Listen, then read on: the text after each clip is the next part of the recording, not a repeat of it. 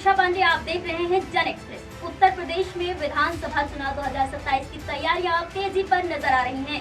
इसी बीच समाजवादी पार्टी भी अपनी सियासी रणनीति को नया विस्तार देने में जुट गई है। दरअसल संत कबीर नगर की कांग्रेस के पूर्व लोकसभा प्रत्याशी रोहित पांडे अपने हजारों समर्थकों के साथ समाजवादी पार्टी में शामिल हो गए हैं। अखिलेश यादव ने उन्हें बाकायदा पार्टी में शामिल कराया है।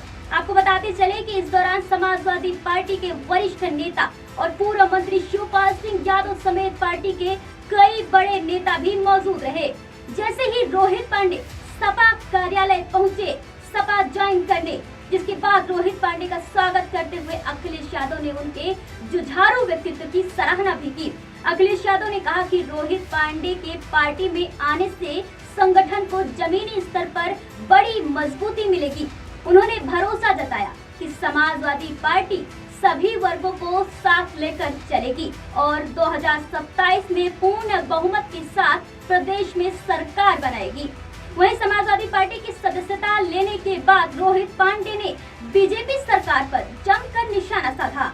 जैसे ही वो शामिल हुए सपा में, बीजेपी पर निशाना साधा और कहा कि ब्राह्मण समाज समेत प्रदेश की जनता मौजूदा सरकार की नीतियों से परेशान हो चुकी है।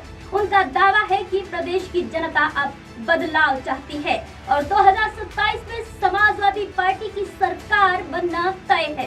राजनीतिक जानकारों का मानना है कि रोहित पांडे के इस कदम से संत कबीर नगर और उसके आसपास के इलाकों में समाजवादी पार्टी को मजबूती मिल सकती है। बता दें कि रोहित पांडे ने भी कहा है कि उनका मुख्य उद्देश्य समाजवादी विचारधारा को जन जन तक पहुंचाना और आने वाले चुनाव में पार्टी को मजबूत करना है। आपको बता दें कि विधानसभा चुनाव 2027 में अब 1 साल से भी कम समय बचा है और बीते कुछ हफ्तों में अलग अलग पार्टियों के कई छोटे बड़े नेता समाजवादी पार्टी का दामन थाम चुके हैं। इनमें कांग्रेस, बीजेपी और सपा से जुड़े नेता भी शामिल बताए जा रहे हैं। वहीं अब समाजवादी पार्टी केवल उत्तर प्रदेश तक सीमित नहीं रहना चाहती है।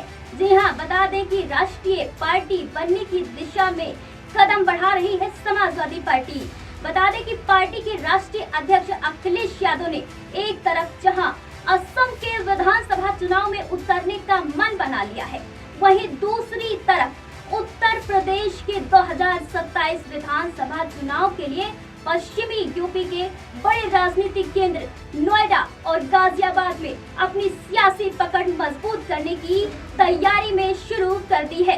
दरअसल अखिलेश यादव साल 2026 की अपनी पहली बड़ी रैली नोएडा के दादरी में करने जा रहे हैं, जिसे कई राजनीतिक जानकार 2027 विधानसभा चुनाव के औपचारिक शंखनाद के तौर पर देख रहे हैं।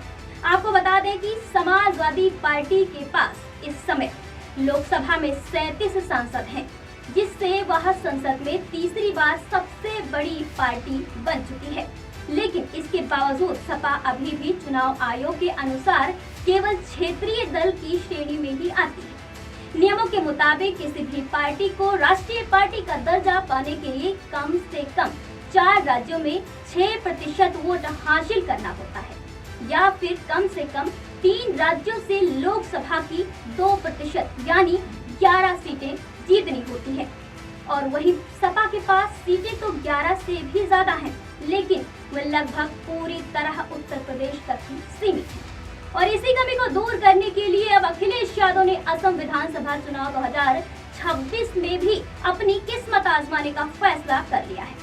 सूत्रों के मुताबिक समाजवादी पार्टी असम की करीब 5 मुस्लिम बहुल सीटों पर अपने उम्मीदवार उतार सकती है। इतना ही नहीं, अखिलेश यादव खुद वहां यानी असम में प्रचार की कमान संभालेंगे और अपनी पार्टी के वोट प्रतिशत में इजाफा करने की कोशिश करेंगे।